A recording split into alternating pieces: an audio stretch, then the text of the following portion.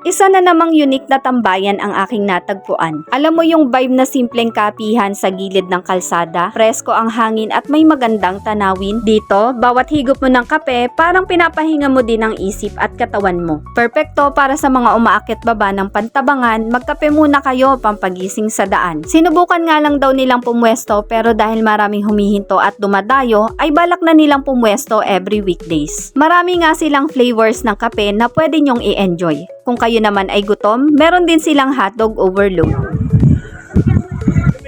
Kaya na nakalagay, ang love ay parang kape pag walang gulong. Hindi lilipad ang kambing. Yung ganitong eksena ay bibihira lang yan. Kape sa gilid ng kalsada, bundok sa likuran, fresh air all around, tambayan goals, diba? Perfect spot para mag-relax at kwentuhan. Dito masarap ayain ang tropa. Kape, merienda, kwentuhan, pahinga, iyak sa gedli. Kung hindi ka naman nahihiya at feeling main character ka, sige, sumigaw ka. Picture perfect at pang Instagrammable ang atake. Ito ay matatagpuan sa San Juan, Pantabangan, Nueva Ecija. Sa paakyat lang yan papuntang Pantabangan.